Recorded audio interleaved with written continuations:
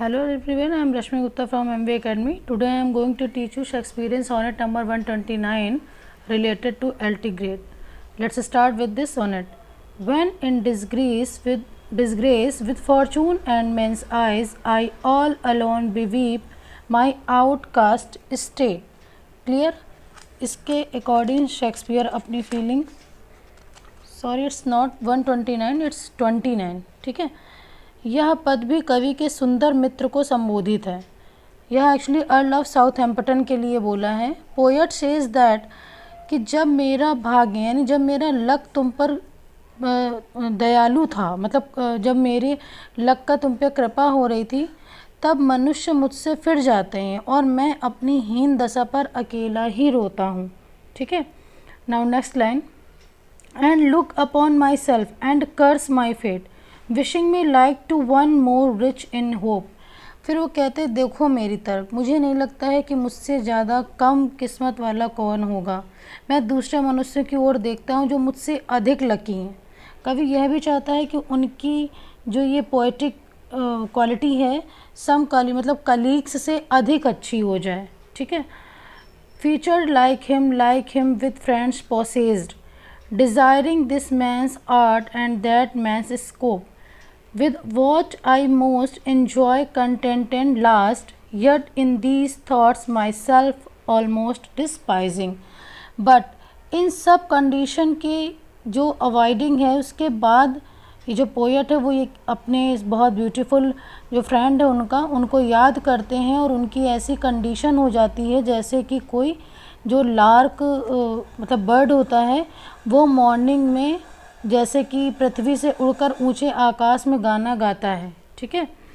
Yet in these thoughts myself almost despising, happily I think on thee and then my state, like to the lark at break of day arising, from sullen earth sings him at heaven's gate. For thy sweet love remembered such wealth brings, that then I scorn to change my state with kings. जो ये poet है उनकी ये इच्छा है कि मतलब वो अपने फ्रेंड्स को उसी टाइम मिस करते हैं और बहुत ही इंजॉयफुल होके कहते हैं कि मैं अपनी इस कंडीशन में भी राजा की अवस्था में परिवर्तित नहीं करना चाहता. मतलब मेरी जो कंडीशन है वो फिर भी एक्सेप्टेबल है, बट मैं किसी और की कंडीशन को चेंज नहीं करना चाहता. ठीक है. इसकी कुछ इंपॉर्टेंट मीनिंग्स देखिए. मेंस आइज मतलब opinion of the word. Outcast state, a reference surely to his state as a common player. Scope का मतलब होता है अवसर या बुद्धि, इंटेलिजेंस या अपॉर्चुनिटी. सिंक्स गेट का मतलब होता है heaven is no longer deep as it was in line 3. Clear.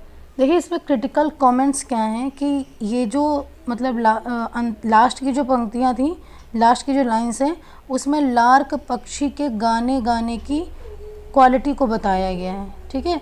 इस लाइन को लिखने के टाइम पे जो पोएट था वो बहुत ज़्यादा मुसीबतों में फंसा था, बट जब वह अपने बहुत ब्यूटीफुल फ्रेंड को याद करता है तो उसके सारी प्रॉब्लम्स क्या होती हैं, दूर हो जाती हैं.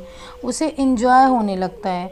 कवि के ये जो पोएट के बहुत ब्यूटीफुल फीलिंग्स हैं उन्हें ही इन लाइन्स में बताया गया है. ठीक है. इसका अगर पूरी तरह से समराइज़ देखें तो इन लाइन्स के थ्रू पोएट स्टार्टिंग में बहुत सैड होता है, बहुत परेशान होता है. उसको ये लगता है जितनी वो पोएट्री लिख रहा है वो सारे जितने भी उसके कलीग्स हैं उनसे बेटर करे.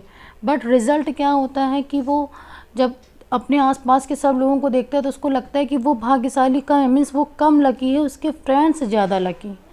फिर सडन उसको अपने एक बहुत अच्छे मित्र की याद आती है, फ्रेंड को याद करता है, तब उसको अपनी वही पोएट्री बहुत अच्छी लगने लगती है. ठीक है. और वो जो फ्रेंड है जिसको वो पोएट याद कर रहा है वो कौन है, अर्ल ऑफ साउथहैम्पटन. ठीक है. सो अगर आपको ये वीडियो अच्छा लगा हो तो please do like and subscribe and share also. Have a nice day. Thank you for watching this video.